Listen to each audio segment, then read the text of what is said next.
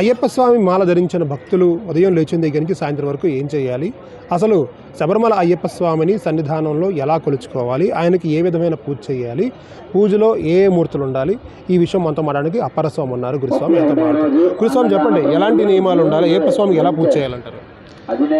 మామూలుగా అంటే ఎవరి శక్తి కొలితే వాళ్ళు పూజ చేయొచ్చు స్వామి. మామూలుగా ఇప్పుడు మేమున్న పరిస్థితుల్లో అయితే మేము అంటే అమ్మవారిది, కుమారస్వామిది, అయ్యప్ప, శివుడిది పెట్టి పూజ చేస్తాం.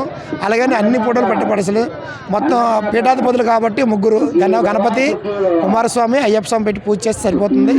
కానీ ఒక్కొక్క శక్తి కొలది అంటే మేము గ్రూప్గా ఉన్నాం కాబట్టి ఒక ఎక్స్పెండిచర్ ఎక్కువ అవుతుంది కాబట్టి ఎక్కువైనా పర్వాలేదు కాబట్టి అందరూ ఉన్నాం కాబట్టి 5 పూజలు చేస్తాం.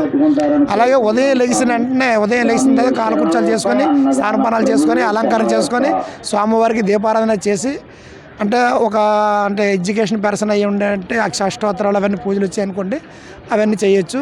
లేదనుకుంటే దీపారాధన చేసి శరణఘోష చెప్పి స్వామివారికి మంగళహారతులు హారతి ఇచ్చి కొంతవరకు అలా చేసుకోవచ్చు స్వామి. లేదు మొత్తం గ్రూప్గా అందరం కలిపి చేస్తాం కాబట్టి ఒక పీఠం పెట్టుకొని అన్నీ చేస్తాం కాబట్టి గురుస్వాములు కూడా కొంతమంది అక్కడ గురుస్వాములు అందరం ఉన్నాం కాబట్టి కలిసి ఉంటాం కాబట్టి అష్టోత్తరం మామూలుగా స్వామికి దీప నైవేద్యం అష్టోత్తరం అలా చేసి పూజలన్నీ షోడోపచార పూజలన్నీ చేస్తాం. అలా చేస్తాం, ఉదయం జరుగుతుంది. అలాగే ఈరోగా మధ్యన ఏమైనా మళ్ళీ మనం పని దినాలకు వెళ్ళిపోతాం కదా, ఆ పని దినాల్లో వెళ్తేప్పుడు ఏమైనా అక్కడ ఏమైనా అనుకోకుండా ఒక పల్లకి కానీ ఇలాంటివి ఏమైనా కనిపించిన చోట కంపల్సరిగా ఆ తర్వాత ఏమైనా తీసుకోకుండా టీ కాఫీ భోజనం కానీ ఇలాంటివి తీసుకోకుండా మళ్ళీ స్నానం చేసి స్వామివారికి హారతి ఇచ్చి మాలకు హారతి ఇచ్చి శరణం కోసం మనకు వచ్చిన శరణం కోసం చెప్పుకొని ఆ తర్వాత ఏమైనా మనం భుజించవచ్చు. ఆ తర్వాత ఉదయం అయిపోతుంది. సాయంత్రం మళ్ళీ యాజ్గా స్నానపానం చేసుకొని అంటే మన కార్యక్రమంలో అయిపోయిన తర్వాత స్నానపానం చేసుకొని మళ్ళీ సంధ్యావేళ దీపారాధన చేసుకొని స్వామివారికి మళ్ళీ అష్టోత్తరంతో చోట నామాలతో ధూపదీప నైవేద్యంతో పూజ చేయాల్సి. షోడశోపచార పూజలు చేసిన తర్వాత మంగళహారతి ఏమైనా ప్రత్యేకమైనది ఉందా, లేకపోతే ఏం చేయాలంట? మంగళహారతి అంటే ప్రత్యేకంగా అంటే ఒక్కొక్క గురుసం ఒక్కొక్కలాగా ఇస్తుంటారండి. మామూలుగా హారతి శ్లోకం ఉంటుంది, హారతి చదువుకొని స్వామికి ఇచ్చి శరణఘోష చెప్పుకోవాల్సి. శరణాలు మాత్రం స్వామికి ఇంపార్టెంట్, శరణాలు చెప్పుకోవాలి. స్వాములందరితోటి వచ్చిన ఎన్ని శరణాలు వస్తే అన్ని స్వాములతో చెప్పాలి.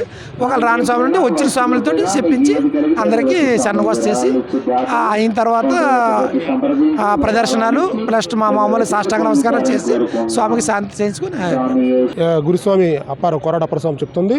ముఖ్యంగా శరణఘోష ప్రియనే అయ్యప్ప అంటారు. ఆ విధంగా ఖచ్చితంగా ప్రతి ఒక్కళ్ళు కూడా శరణఘోష చెప్పుకోవాలని చెప్తున్నారు. సాయంత్రం అయితే కనుక సాయంత్రం సంధ్యా సమయంలో పడుకోకూడదు. అలాగే దాని తర్వాత సాయంత్రం స్నానాలన్నీ చేసుకొని సాయంత్రం కూడా దీపారాధన మంగళహారతి చేసుకోవాలని, అయ్యప్పను షోడశోపచార పూజలతో పూజించాలని, అలాగే అయ్యప్ప మాల వేసుకున్న భక్తులు ఉదయం నుంచి సాయంత్రం వరకు కూడా దీక్షా నియమాలు ఖచ్చితంగా 41 రోజుల పాటు మండల కాలం పాటించాలని అప్పారస్వామి చెప్తున్నారు.